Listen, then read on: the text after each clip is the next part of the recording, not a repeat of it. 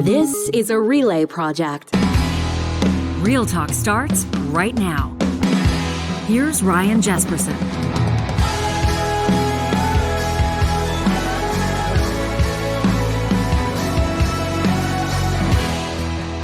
On this Wednesday, August 16th. No, it's August 17th. Gosh, this month is flying by, isn't it? August 17th. We thank you for joining us on this best of edition of Real Talk. Coming up in just a moment, she is a mover and a shaker, a remarkable story. And she was also in the Sports Illustrated swimsuit edition. Ashley Callingbull, the first Indigenous woman to hold that honor, joined us back on June 1st to let us know how she got to that point. International supermodel, advocate, author, an upcoming book, which she was just getting set to announce when she joined us on June 1st. We're going to introduce you to Ashley Callingbull. We'll take you back to that interview in just a second. But first, we want to remind you about the people that make this show happen day after day. Apex Automation is putting out the call to engineers across Canada who are looking to make the most of their career and provide intuitive, fully autonomous solutions to industry. Are you dissatisfied where you are now? Do you feel underappreciated? Do you feel like your professional development opportunities are capped? Is there a problem with your corporate culture? Apex Automation could be your next best move. Check them out online at apexautomation.ca.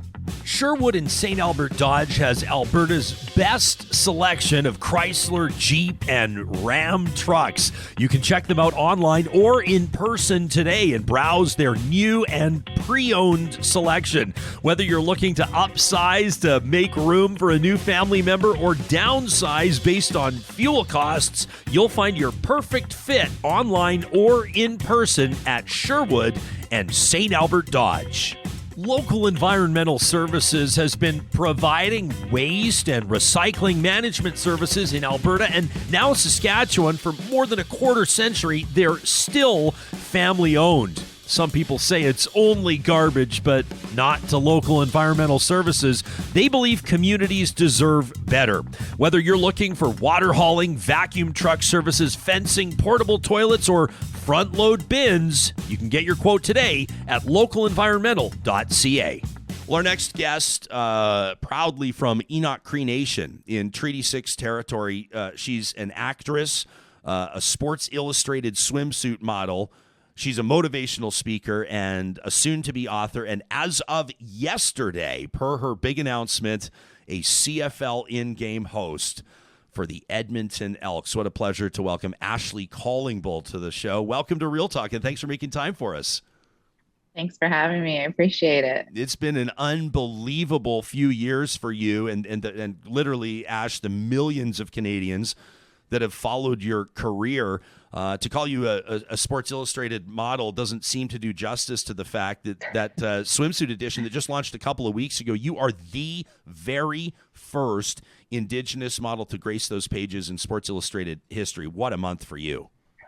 Yeah, it's honestly, it's going to be such a crazy year for me. There's so much going on. I'm accomplishing a lot, but I'm just so glad I'm opening the door for other Indigenous women to walk through. That's the most important thing to me. Yeah, it's almost, I think, surprising to people, to be honest, when I saw that and when I saw you celebrated, and we're talking People Magazine, Times writing about it, Entertainment Tonight is talking about it. All of the huge entertainment outlets are celebrating this achievement of yours. I was also a little surprised that in 2022, there hadn't been an Indigenous model in Sports Illustrated. Did you have need a minute to wrap your mind around that? Well, when I heard the news that I was the first Indigenous First Nations woman, I was just like really in shock, right? I thought, well, it's been a really long time coming, but I'm glad that it's finally happened. Yeah, no kidding. How did that door open for you? Was this something where did you have an agent working hard on the file, or did SI approach you? How did this come about? Well, actually, for this edition, you have to submit yourself. So you're kind of like against thousands and thousands of other women, and you submit yourself, you do the interviews, everything like that. And then once you make it past the first round, there's more castings and you're meeting all these other incredibly amazing women. And then you just wait. And I got a call probably around like 5:50 in the morning one day, and I thought I was still dreaming. Yeah. I didn't think it was real. I was like, wait, I was like, hello, is this real? I was like, let me just kind of wake up. I'm like, what? Really? Dominican Republic in a week? Okay. I'll be there. Yeah. Yeah. How does something like that change your life? I mean, I would imagine obviously the spotlight becomes quite a bit brighter. Who you are. What a way to introduce yourself to a ton of people. But how else does it work? It's crazy how many doors has it opened already, like with brands, partnerships with people, Sports Illustrated. So it's just like a huge accomplishment itself. Is that something I'm that just- you dreamed about as a little girl? I mean, being literally an international supermodel, was this always on your radar? When I was a little girl, I didn't even dare to dream big. I didn't think I would be doing anything that I'd be doing now. And it wasn't until after I lived like a really hard life, a hard upbringing of living in poverty and abuse. When I got my second chance at life, I realized that I didn't want to waste it. I wanted to push myself and, push myself to past my limits. I had to think that I'm limitless. I can accomplish anything I want to. I had to have this why not mentality. And once I accomplished one goal, I thought, well, what's next? What can I do next? So now I'm this girl that just pretty much does a lot of random things. And people, I'm like, well, let me think of all the things that I do. And now I can say, hey, I'm a CFL game host. I'm like, never thought I would say that either. Yeah, congratulations. So this announcement just yesterday, you pushed this out on your Instagram, which means 1.2 million people saw it. No big deal. But there you are walking out. By the way, can we ask about that for a second? Do you ever look at your followers and just go 1.2 million? What? Do you still look in the mirror and go, what is going on right now? I'm just like, really? They're entertained with my life? But, it's crazy. I have a lot of super fans that have my face tattooed on their bodies. So that itself was a lot to grasp. But now I'm like, okay, this is my life now. Yeah. So you're going to be taken to the field. And by the way, the technical producer of this show, I'm not sure if you know this, John Hicks, aka Johnny Infamous. Have you made this announcement? I don't want to make the announcement on your behalf. Do you want to take? You can go ahead now. Well, have you spoken to Ashley yet? We just He talked told in me. the chat. Yeah, but, because the two of you are going to be working together. we are, yeah. So I'm signed on. I'm the official DJ of the Edmonton Elks this season. So it's going to be awesome. I went down and met with them, and I was like, so who's hosting this year? And of course they said Chris Sheets is coming back. Sure. And they said, God, he had a twinkle in his eye as the manager. I'm like, what? What are you not telling me? And he goes, well, you can't tell anyone, but Ashley Callingbull is coming on as well. And I was like, oh my gosh, the fans are going to love, this is just great. And, another big kudos to Victor, because this is obviously, he's the brainchild. Victor Cooey. Yeah, he's just coming up with so many great ideas. Ashley, was it Victor Cooey that approached you directly about this? It was basically the whole team. And I actually met with him yesterday at Commonwealth, and it was really welcoming. And the thing, honestly, about the whole Edmonton Elks is that, not only is it my hometown, and it was kind of always a dream to host or be with one of the sports teams here, but with the Edmonton Elks, I'm like, okay, this is really, really happening. But the one thing that I really loved about it, partnering with them, was that I get to have my own voice. I get to speak my truth and, make all these suggestions to the team, and they're taking it all in. Yesterday, I told them there is a first ever all Indigenous football team that's on reserve, and it's the first in Canadian history. I said, they're coming to play a game in Edmonton next Monday. I was like, can the Elks be involved? And right away, they're like 1,000%. So, when I make those suggestions towards uplifting Indigenous voices, they are all for it. And that's what it's all about, right? Is bringing that Indigenous representation, that diversity, that inclusion. And with me, I get to wear my own jersey with Cree syllabics on the back.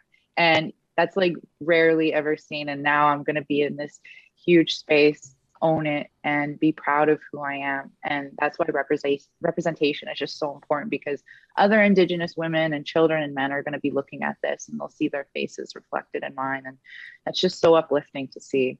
Well, it's an amazing opportunity, not just for you, but for the football club as well. And you talk about representation. I was reading a couple interviews that you've granted over the last year or so, and you told Entertainment Tonight Canada that you were just, back in the day, you described yourself as just an insecure girl from the reserve. And I think now people look at you, Indigenous people in Canada and non-Indigenous people, and they look at you as someone, they would sort of look at you as somebody that has it all, right? The brains, the beauty, the success, the spotlight, the career momentum.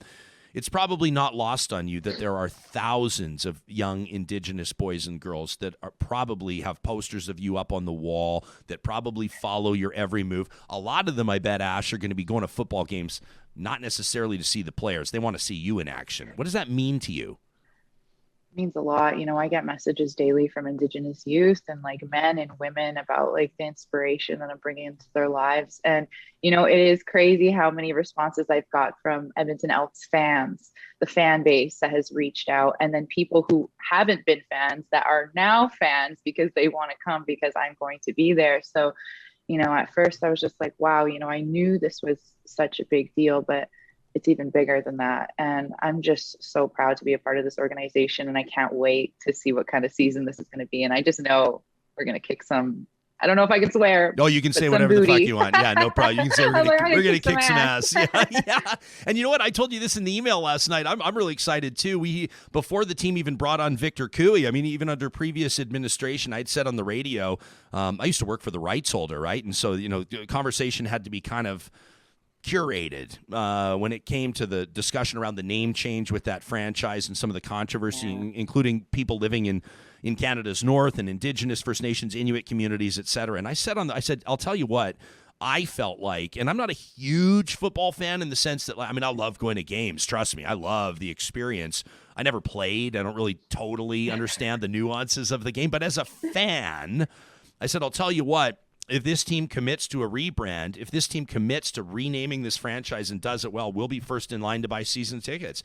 And I said, I'm going to put my money where my mouth is. I think they did a marvelous job of rebranding, of retaining the history that so many people wanted to protect, the rich history of decades and, how many Grey Cups, like more than 14. a dozen, 14 Grey Cups, like unbelievable, right? And Warren Moon and 5 in a row and all of these legends that have come out of this franchise. But at the same time, we are, in our family, our 6-year-old's so excited to be there in the stands. He can't believe it. There's the big challenge for this football club and for this league, for that matter, is to get that next generation of fans in the seats, right? And if you're going to do it, you want to do it right. You want to do it in a way that's really going to resonate with people. And I maybe use this cliche too often, but you do want to have your finger on the pulse of where things are going. And I think the franchise has made a few strong moves in the right direction. I joked to Johnny, with no offense to him, I said, I think you're the best signing the team's made in 10 years. No offense to the players, but I think it's going to mean a lot to the fan base to have you there. Sharon Morin's watching us. She's a big fan of yours on our live chat. She says, don't forget, Ashley was Mrs. Universe in 2015. That feels like, I remember that was kind of one of the big splashes for you, wasn't it? That must have gone a long way in getting your name out there. Oh, yeah. And it was just because of how I use my platform as well. Like, I used my voice. I could have just easily celebrated and went home and been with my family. But for me, it was about like, what can I use with this momentum, with this platform? I'm like, my voice can really resonate with so many people. And then at the time, I just brought up a lot of Indigenous issues that we were dealing with in Canada. And for me, even if it took me to call out certain government officials, I'm like, I'm going to do it because, I'm just trying to fight for what's right and fight for our people and fight for our land and fight for our rights. And if I have to use my voice to do it and my platform, then let's go. Would you ever consider a career in politics, or can you see yourself taking it in a completely different direction? A lot of people ask me that, and me, when I look at politics, I always think about voting the lesser of the evils, and I don't want people to see me as an evil person. But I feel like in pageants, it was basically politics in like, it's the same thing. Like, for me, I would always say politics is like pageants and suits. So I feel like I've been there already. Yeah, no kidding. You've got a book coming out, is that right? Yes, I signed my first book deal with HarperCollins Publishing, and that's like really big deal too as well. I'm like still celebrating that. It's going to be an autobiography on my life, but in like extreme detail, and it will be coming out in fall 2023. So I'll be an author next year, which is, I still got to wrap my head around everything else, and now I got to wrap my head around that. So it's just wow, it's a really exciting time in my life. Well, I have no doubt you'll have your hubby or some loved one there to roll camera while you open that box. It's always the video people love to see, an author seeing their very first book in print, the very first hardcover that they'll mail to your front door. How special will that be? That'll be crazy. Yeah.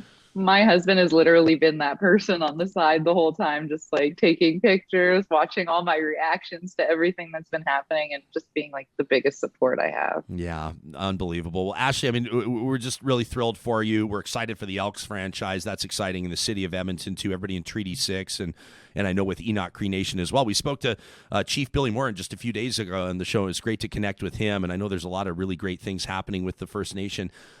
In closing, can I just ask you to dig deep for a sec? You talked about your own personal history, and you talked about the challenges and the abuse and what you had to overcome. And I'm certain that at least one person is going to listen to this interview on the podcast, or they're going to see it on YouTube, and you're going to be describing their circumstance currently. What would be your message to them? What would be something you would say to them to encourage them? Yeah, when I was living in that hard time, when I was living through abuse and poverty, I didn't love myself. I had no self-confidence, and I believed that this is where I was going to be stuck forever. When I eventually got out, I had to learn to reconnect with who I am. I had to learn to let go of the past, let go of things that I can't control, because it's not my future anymore. And I had to realize that I had to learn to love myself and appreciate myself for the way that I am. And my culture, honestly, it saved my life. It pushed me through. Having that connection with my culture, it connected me closer with my spirit, and it helped me stay on the red road. And now I'm thriving because I've, really relied on my identity. And because of my culture, I'm this strong, empowered woman. And culture can really connect you with who you are, but you have to learn to let go of what you can't control and always love and appreciate yourself for the way you were created, because you were created that way for a reason. Beautifully said. That's Ashley Callingbull. Thanks for making time for us, and we'll see you out there this summer on the football field. Yes, let's go out. There you go. Thanks, Ash. Have a great rest of your week. That's Ashley Callingbull. You can follow her along with more than 1 million other people. What an unbelievable story. Ashley Callingbull, truly remarkable. Looking back on her time as a quote, little girl on the reserve, a girl without self-esteem, a survivor of abuse and circumstances most people couldn't wrap their minds around, and now an international figure. It reminds us of another conversation that we had. This was on July 11th with Connie Walker. Connie is the host, the creator, the producer of Stolen, Stolen, Surviving St. Michael's. You remember this podcast series? Powerful stuff. It all started with a story her dad, a residential school survivor and former RCMP officer, told her. Connie had to learn more, and what she uncovered is truly remarkable. She tells us all about it in a must-catch interview. That's coming up in just a moment. But first, a word from our Real Talk sponsors. Eden Landscaping is bringing outdoor spaces to life. In fact, that's what they've been doing for more than 20 years. Mike and his team are experts from modern to traditional design and everything in between. Their projects have one thing in common: happy clients. You can check out their portfolio online today at landscapeedmonton.ca and take the first step toward bringing your outdoor space to life with Eden Landscaping. The Dairy Queens of Northwest Edmonton and Sherwood Park want to remind you they have a brand new signature stack burger collection ready for you to check out. Of course, all the classic favorites like that Dairy Queen double cheeseburger, and some of the new ones like the signature steakhouse stacker with that onion ring on top. Of course, the big lineup of Blizzard speaks for itself. And don't forget to grab a box of Buster Bars the next time you're at the Dairy Queens in Palisades, Nemeo, Newcastle, Westmount, and Baseline Road. For more than 65 years, Friesen Brothers has been putting really great food on family tables across the province of Alberta. Still family-owned, Friesen Brothers is a proud member of 16 different communities, where on the first of the month, you can take 15% off every grocery order of more than $75. Friesen Brothers. Alberta grown, Alberta owned. I hate you, residential school. I hate you. You're a monster, a huge, hungry monster built with steel bones, built with cement flesh. You're a monster built to devour innocent native children. You're a cold-hearted monster, cold as the cement floors. You have no love, no gentle atmosphere. Your ugly face grooved with red bricks. Your monster eyes glare from grimy windows. Monster eyes so evil. Monster eyes watching terrified children cower with shame. I hate you, residential school. I hate you. That's the voice of Dennis Saddleman. He's a survivor of the Kamloops Indian Residential School, and his voice featured on the Gimlet Media Spotify podcast Stolen, Surviving St. Michael's. Now, it's an investigation into the St. Michael's Indian Residential School in Duck Lake, Saskatchewan, which operated for more than 100 years. Connie Walker's dad went there. So did her uncles, her aunts. As a matter of fact, her grandparents attended that school as well. And when she heard a story from her brother about her dad's experience in his professional life as an RCMP member years after attending that school, she embarked on a journalistic journey that I suspect she had no idea would impact her and her growing audience to the degree that it did, myself included. What an honor to welcome journalist Connie Walker to Real Talk. Thank you for making time for us this morning. It's so good to see your face. Thank you so much for having me. I appreciate it. No, your 8-part series released week by week, and I was one of those that as soon as an episode would be released, I would jump right back into it. But I would prepare myself before I did because of the power of these stories for members of our audience that may not be familiar with your journey and with Stolen. Can you tee this up for us, Connie? How this came about, how it all got started based on a social media post from your brother? Yeah, I was just scrolling through on my phone on social media one day, and I read a post that was made by my brother, Hal Cameron. And it was a story about our dad, our late father, Howard Cameron, that I had never heard before. And Hal wrote that when my dad was in the RCMP, he was a special constable in the RCMP in the late 1970s, stationed somewhere in rural Saskatchewan. He saw a vehicle on the side of the road swerving, and he thought that the driver may be impaired. And so he pulled over this vehicle. And when he got to the driver's side window, he realized that he recognized the driver as a priest who had abused him at residential school. And my dad beat up the priest on the side of the road that night. And he told Hal that he expected to get in trouble, expected for there to be a complaint, but nothing ever happened. And it just became a story that he then shared with my brother years and years later. And then my brother shared last May after the news from Kamloops broke. And when I read that post, I mean, I instantly felt ill because I didn't know that my dad had been abused at residential school.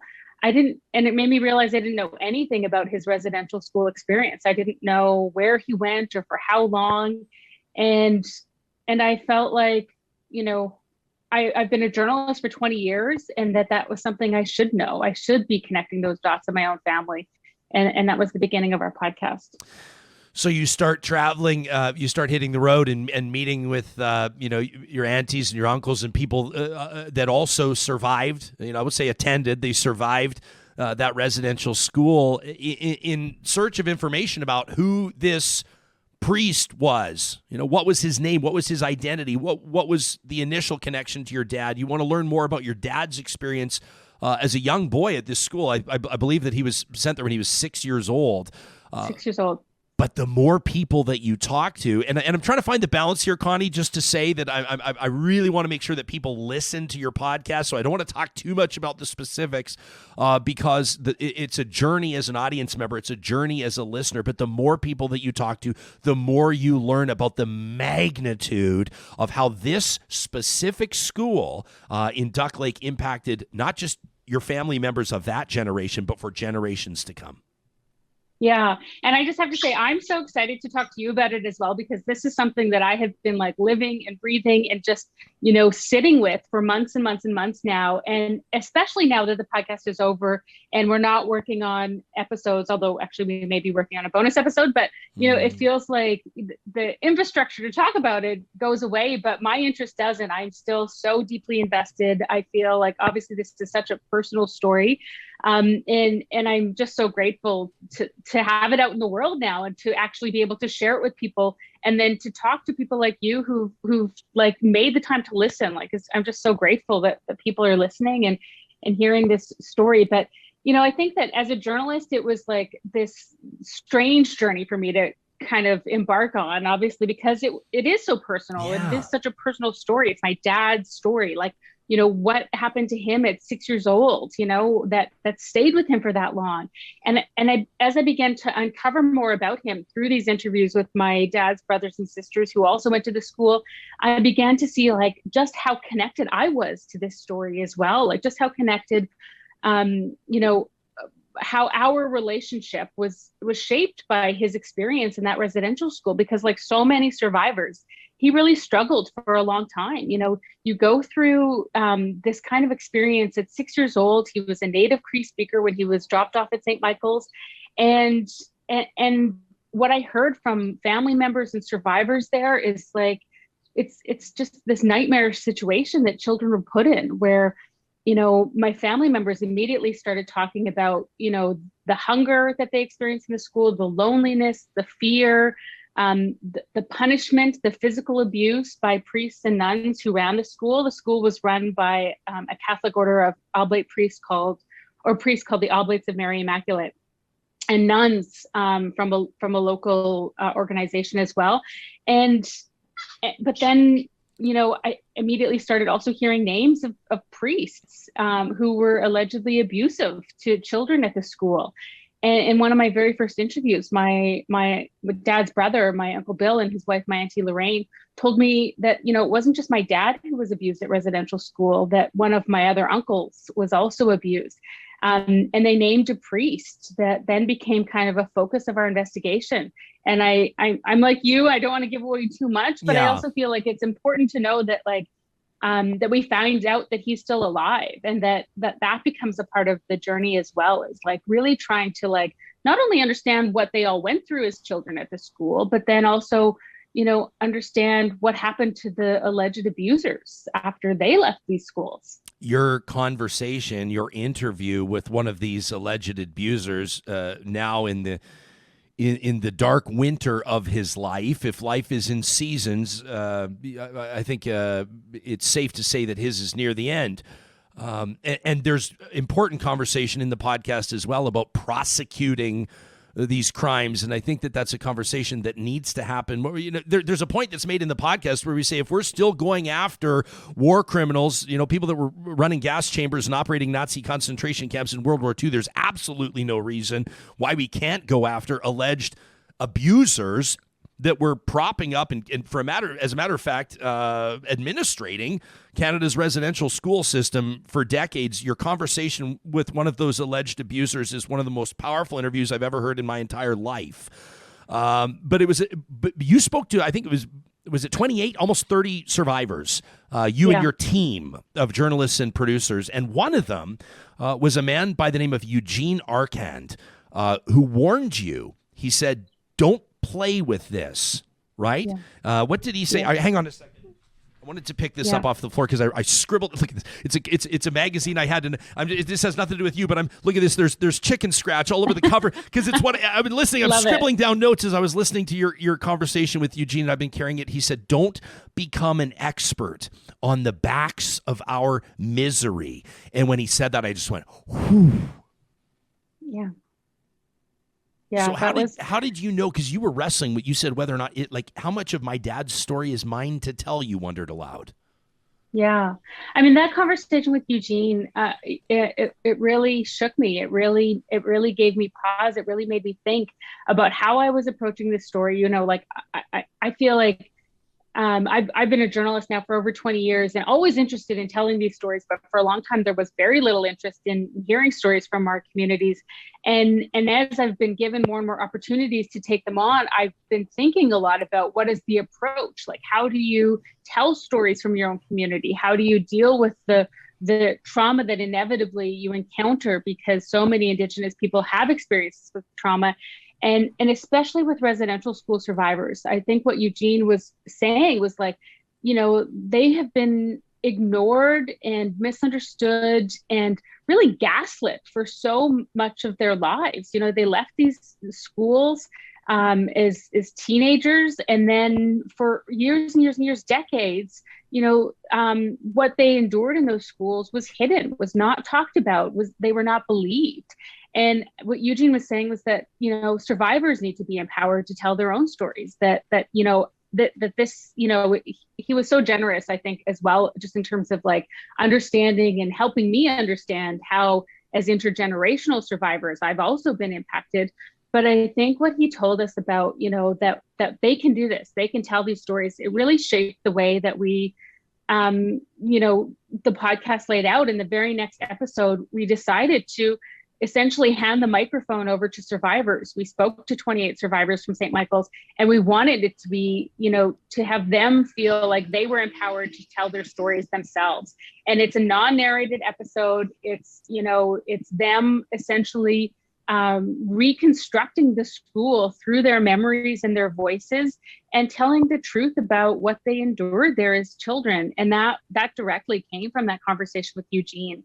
And I think, as a journalist, I think you're always thinking about, how to be trauma informed and how to approach stories sensitively, especially ones like these. But that was such a lesson that I feel like is just so applicable in my life as well as my work.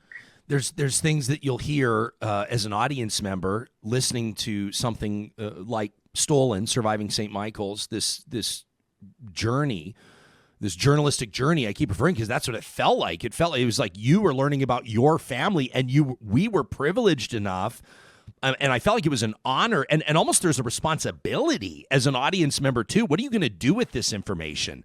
As an Indigenous person will have a different response as a privileged middle class white person that will have a different response perhaps than an immigrant to Canada that maybe wasn't aware of the residential school legacy, et cetera, et cetera. But you're talking about things like nutritional experiments being carried out on children, homemade electric chairs being used for discipline. I'm sitting there thinking, like, I can't even imagine when you use the word survivor to describe. I saw an audience member here when I was introducing you. They said, imagine that, having to survive school.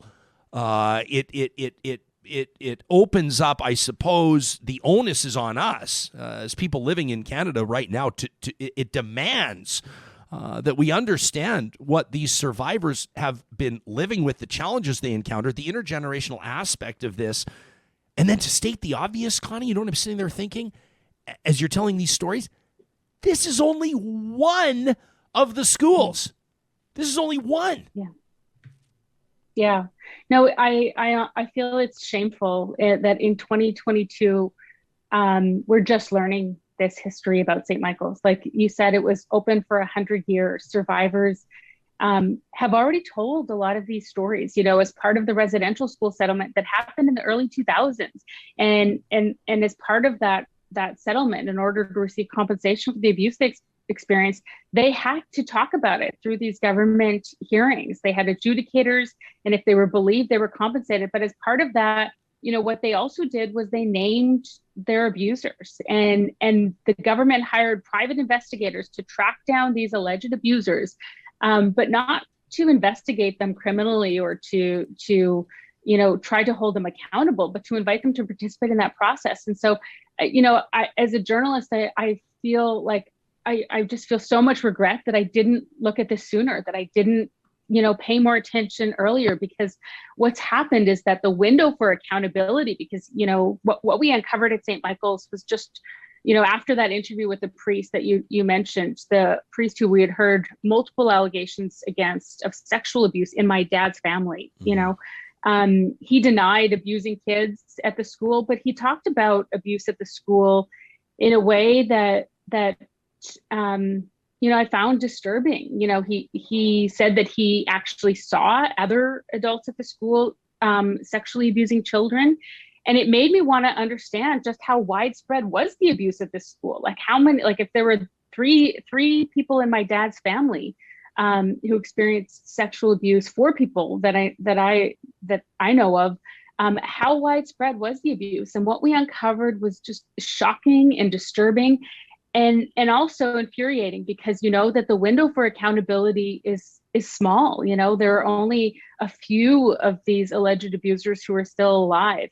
And I think that the beginning, like the very first step we can all take, is to understand the truth, to hear their stories, to give survivors your time and your attention and your space to finally be heard and understood. You're talking to that former priest, and again, I won't spoil it, but he says, he's talking about, I suppose, his humanity or his fallibility or whatever, and he goes, yeah, well, sometimes I lie. And you say, are you lying to me right now?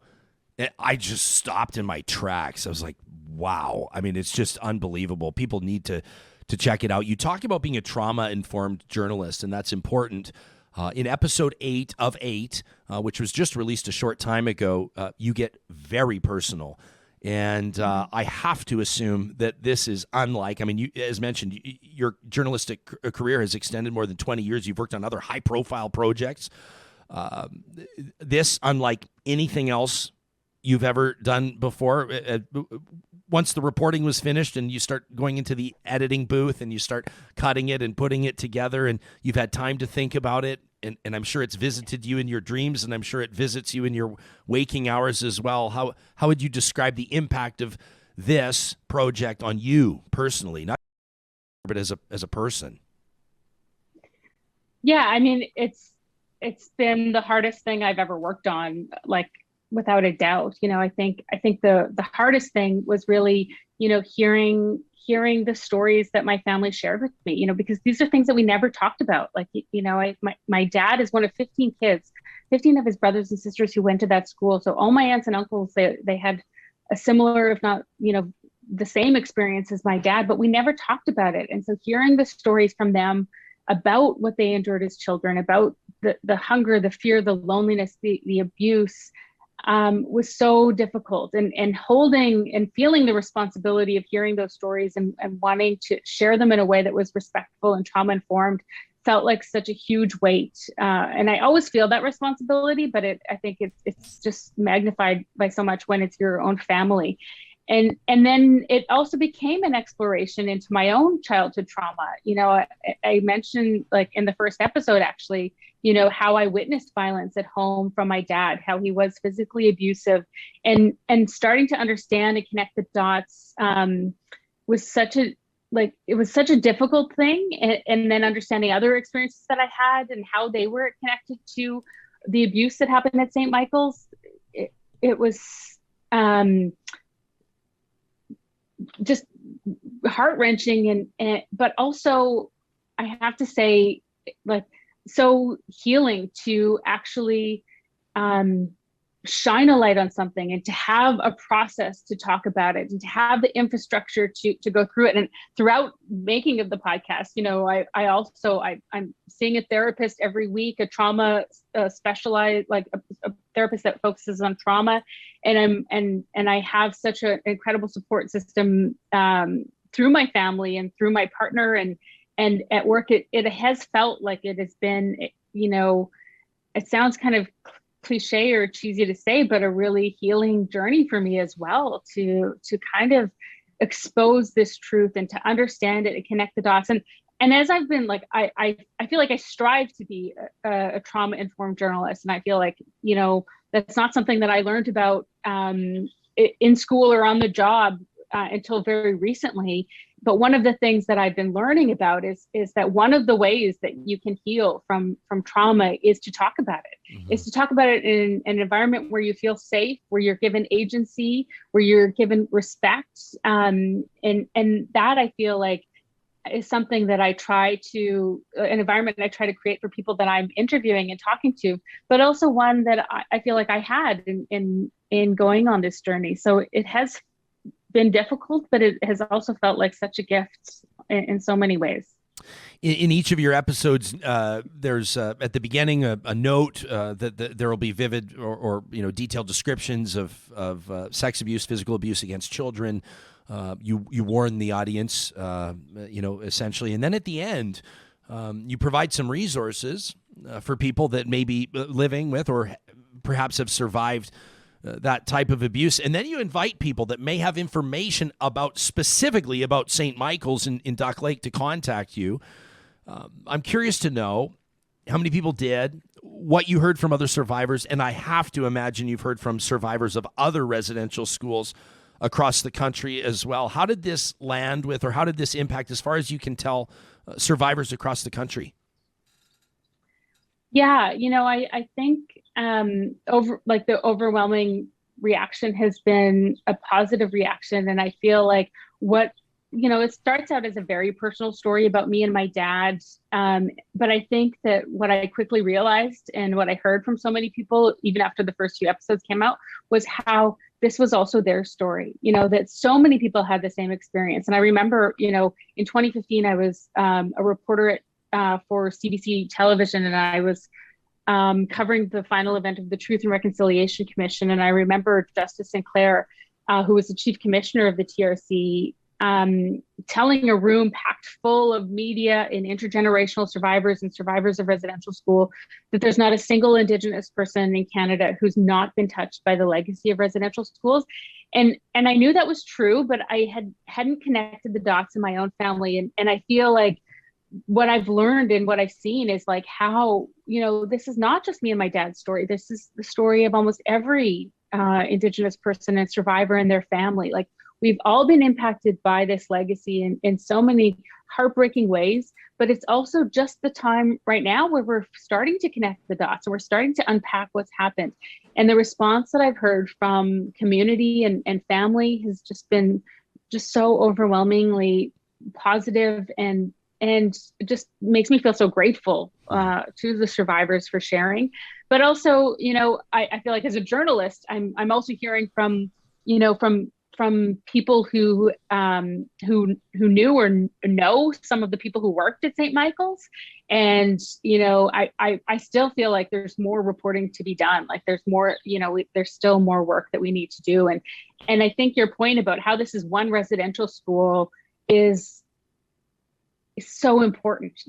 Of course, St. Michael's deserves this attention. Of course, St. Michael's, it was so important for me personally to do an investigation at one school. And what we found was just staggering, but it only makes me want to know more. I want to know about every residential school. I want to know how many alleged abusers, were at these schools. How many of them were ever prosecuted? I know that number is really small, but the window of accountability hasn't closed. There is still opportunity there for us to expose people and to expose the truth and for people to learn about what survivors went through. I mean, for perspective, in your reporting, you talk about, credible accusations and 45 people accused just out of St. Michael's residential school alone, including, I think, if I remember correctly off the top of my head, 13 nuns, 17 priests, as well as staff, 45 people credibly accused in one residential school. I mean, if that's not a perspective check, I don't know what is. As a matter of fact, it's staggering, to be honest with you, and I can't even really wrap my mind around it. That's also that's sexual abuse. Like those are 45 people who are accused of sexual abuse. And in the work, what we were able to uncover, there were more than 220 allegations of sexual abuse against those 45 individuals. And many of them had multiple allegations against them. And some of them, were not just one-time occurrences. Some of them were instances of abuse that occurred over days, weeks, and even years. I'm sure you're aware, obviously you're aware that the Pope will be visiting Canada to make an apology for the Catholic Church's role in these residential schools. One of the stories that people are covering in Alberta right now as the Pope will visit Masquachis, a community just south of Edmonton, as a matter of fact, about an hour and a half south of Edmonton, is that they're finally getting some roads paved down there, I guess, so the Pope doesn't have to have a bumpy road, metaphorically or literally, through this apology. Where's your head at with regards to this papal apology? I really feel like it's the space should be given to survivors to talk about what they want and need and would like at this point personally. I, as a journalist, I find it really interesting, especially the places that he's visiting. The priest who I interviewed, who was accused, the Oblates told us he was credibly accused 16 times by 16 children of sexual abuse against him. I'm just, my mind is blown that the Pope is going to be retracing his steps in so many ways. He ministered in Masquachis for many years. This priest who had these allegations against him, he also helped start the Native Pastoral Center where the Pope is going to be making a stop. And he also was at Lac La Biche, which is also where the Pope is going. And just, I feel like that is just illustrative to me of just the reckoning that needs to happen within the Catholic Church around, these priests who have been, by their own admission, credibly accused, like multiple times, like by 16 survivors of sexual abuse. And that was information that just, that would never have been known if we hadn't done this work. When we first asked the Oblates, the Catholic Order of Priests that ran St. Michael's, they actually ran 48 residential schools as well across the country about this specific priest. The first response we got back was that they were unaware of any allegations against him. And the second response was that they had asked around and nobody else had heard of any allegations against him. And then once we presented them with one of these documents, these court documents that we got access to that showed a student at St. Michael's accused this priest of brutal sexual abuse on a daily basis for years. They reviewed their legal records and found that he had been accused actually 23 times through the IAP process, and 16 of those allegations were found to be credible allegations of sexual abuse. Not just at St. Michael's, that they were actually children from other residential schools that he visited that also say they were sexually abused by him. And so, I'm thinking about him, and I'm thinking about the survivors who he, was found to be credibly accused of abusing, and that was one priest, that this is one school. And I don't know, I feel like we need to better understand the truth before we can have more serious conversations about reconciliation. And I think it's up to survivors to decide what they would like to see from the Catholic Church and from the Pope himself. Yeah. You just found out a few days ago, this is a bit of a hard swerve to a different project that you worked on that obviously really resonated with a lot of people, and that's Finding Cleo. I think you just found out a few days ago. Isn't that true? That Rolling Stone, kind of in my mind, the authority on pretty powerful long form journalism for a lot of years, has included your project Finding Cleo in their list of the 25 best true crime podcasts of all time. First of all, congratulations. Thank you. Considering how popular the true crime genre is in podcasts right now, that's a hell of an achievement. But what did that say to you? I mean, I feel like such an honor, obviously, and I really can't believe it. I feel like at the beginning of my career, there was zero interest in Indigenous stories and Indigenous issues, and I feel like this misconception that people wouldn't find them interesting, that they weren't important to Canadians, that it was an important history to learn.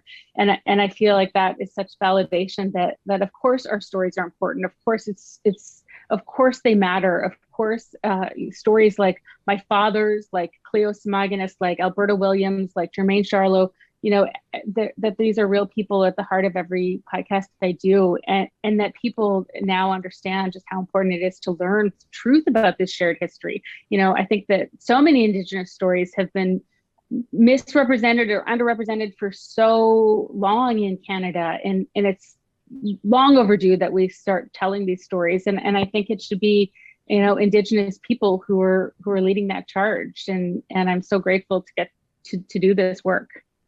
As mentioned, Stolen Surviving St. Michael's is a Gimlet Media production, a Spotify original. Are you able to tell us about anything that you're working on right now, or what we can expect next from Connie Walker? Well, I'm going to go home to Saskatchewan in a week, and I'm going to have some vacation and downtime with my family, which I'm so excited about. It's been a lot of work to get this podcast out, but as I said, I think that everybody on my team, we really feel like there's more reporting to do on this story, and so we want to keep going. We're hoping that we can get at least one bonus episode out, and then also I think just I want to continue this work. I feel like there are so many stories and issues that need to be uncovered, and I feel really grateful to be supported to do this right now. Well, Connie, it's an absolute honor to have an opportunity to welcome you to the show. It feels weird in the context of how serious this is to say I'm a fan of your work, but I am. And let me just say that it's some of the most powerful journalism that I've ever experienced. And it is an experience. I use that word intentionally. This is music to my ears from Tracy, who's watching us live on YouTube right now. She says, I'm going to have to check out this podcast on my vacation in August, which is great. And Tracy's not going to have to wait every week for a new episode. As of June 28th, when episode 8 came out on Spotify exclusively, people can now listen to all 8 in a row. They're about 40 minutes apiece. And really powerful stuff. I think every Canadian needs to hear this podcast. Connie Walker, a journalist and the host of Stolen: Surviving St. Michael's. Thank you so much for your time and your perspective. Thank you so much for having me, Ryan. I really appreciate you listening to the podcast, but also making space for us to have this conversation. That means a lot. It's an honor, my friend. Thanks. If you've been catching Real Talk for quite some time, you know that every Wednesday we head out to the mountains, so to speak. We fill our proverbial lungs with the fresh air that only Jasper National Park can offer. My Jasper memories back on July 20th reminded you about the Jasper Dark Sky Festival. It's coming up this fall. You still have time to get your tickets. You've got to check out what Jasper, and in this context, only Jasper, has to offer. Plus, the Wetterer family from Saskatchewan shared their Jasper family trip photos with us, which we love. We feature those in My Jasper Memories coming up in just a second. Park Power is your friendly local utilities provider. Whether you're looking for electricity, natural gas, or internet, or maybe all three, you owe it to yourself to compare rates today on their website, parkpower.ca. Along with it comes a charitable contribution. What other utilities provider does that? Don't forget, when you sign up, the promo code 2022-REAL-TALK gets you $70 off your first bill from Park Power. Kubi Energy wants to remind Canadians there's a $40,000 interest-free loan available from the federal government for homeowners looking to install solar. It's never been more energy efficient nor affordable to go green at home. The team at Kubi is experts. They handle all the paperwork, and of course, it's professionally installed. Get your free quote today at kubienergy.ca. Athabasca University is Canada's online university. Their world-class accredited online programs and courses offer you the flexibility to learn at your own pace on a schedule that suits your lifestyle. So whether you're looking to upgrade with a certain course or perhaps kick off an undergraduate program, you can do it with the confidence that it's going to suit your lifestyle. Learn more today at athabascau.ca.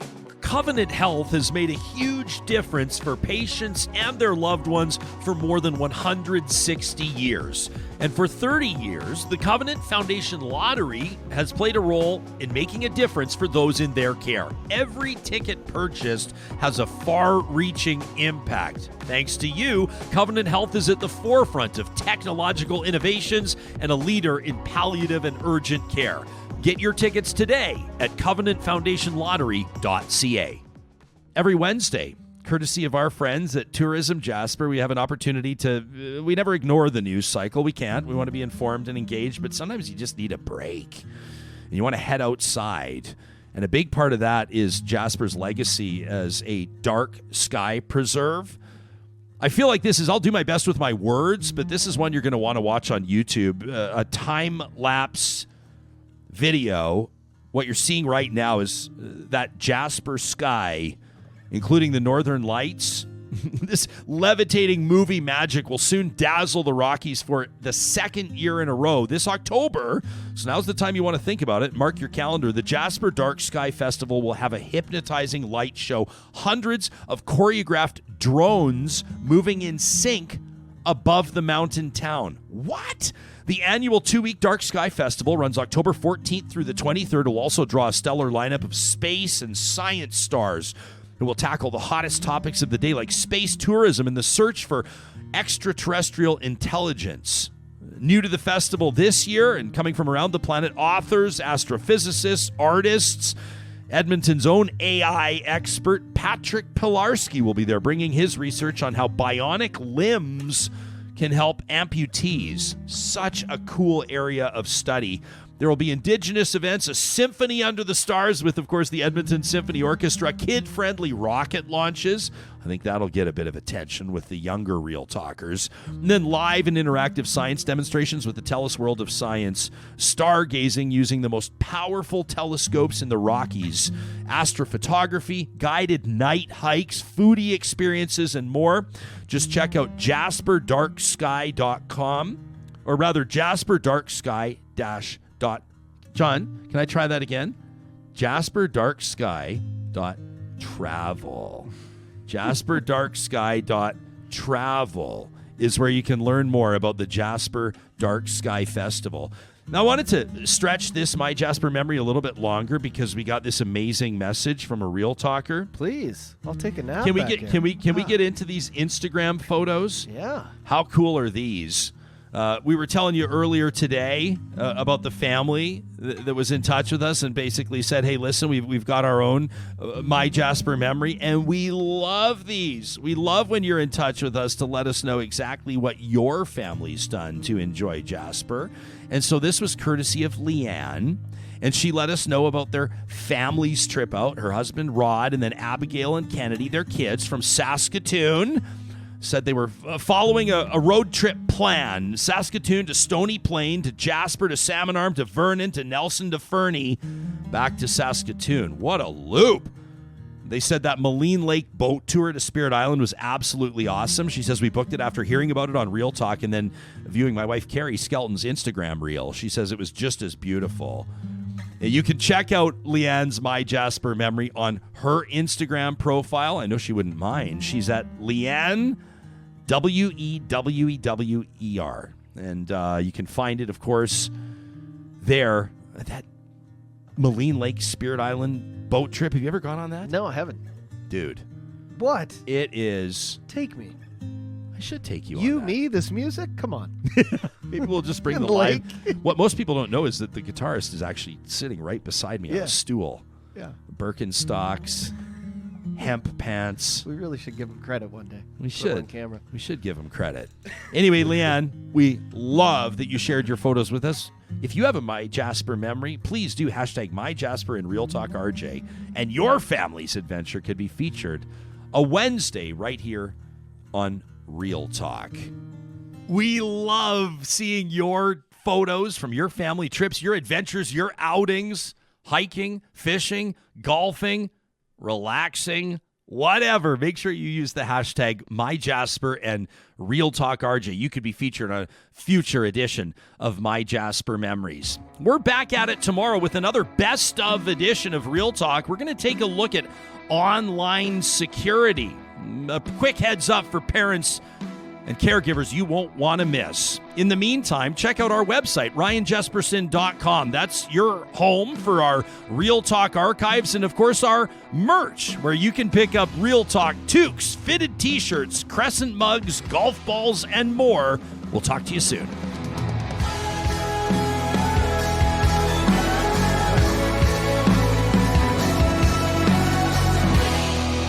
Real Talk is hosted by Ryan Jesperson. Executive producer Josh Dunford. Technical producer John Hicks. General manager Katie Cook-Chivers.